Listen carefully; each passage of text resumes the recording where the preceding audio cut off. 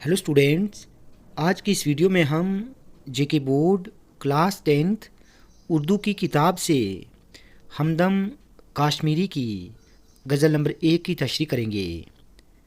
तो चलिए स्टार्ट करते हैं। गज़ल का पहला शेर है, ऐसा नहीं था कि सर पे सदा आसमान था, मेरा भी शहर में कभी कोई मकान था।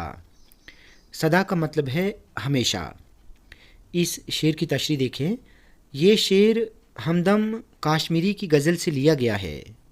इस शेर में शायर अपनी हालत बयान करते हुए फरमाते हैं कि अगरचे आज मैं मुफलिसी और लाचारी की ज़िंदगी गुजार रहा हूँ, मगर एक ज़माना ऐसा था जब इस शहर में मेरा नाम था और रहने के लिए एक आलीशान मकान था। दूसरा शेर है, इस रोशनी के शहर में जुल्मत करेगी राज, मुझको यकीन था न तुझे ही गुमान था।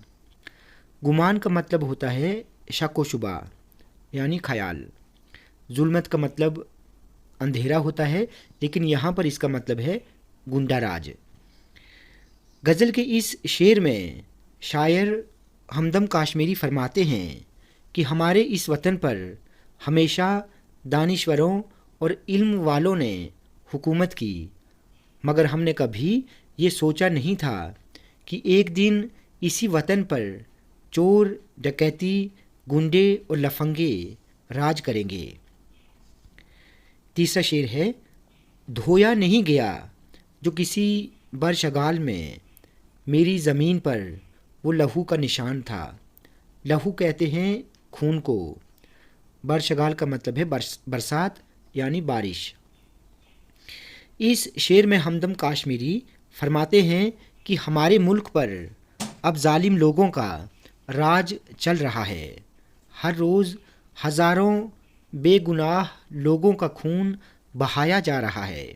ये खून के धब्बे किसी बारिश के पानी से नहीं धोए जा सकेंगे, यानी ऐसा लग रहा है कि ये लड़ाई झगड़े और खून खराबे कभी ख़त्म नहीं होंगे।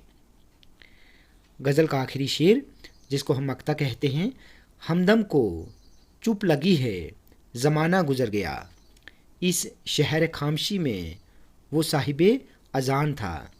साहिबे अज़ान का मतलब होता है लोगों को बेदार करने वाला।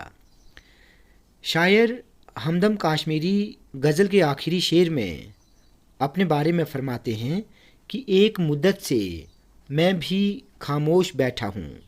एक ज़माना वो भी था जब मैं जुल्म के खिलाफ था और लोगों में बेदारी पैदा करता था, लेकिन अब मैं भी थक चुका हूँ। स्टूडेंट्स, आज की वीडियो में हमने हमदम काश्मीरी की गज़ल नंबर 1 की तशरीह की। स्टूडेंट्स, वीडियो आपको अच्छी लगी हो तो आप प्लीज़ इस वीडियो को लाइक और शेयर करें और चैनल को सब्सक्राइब करना ना भूलें।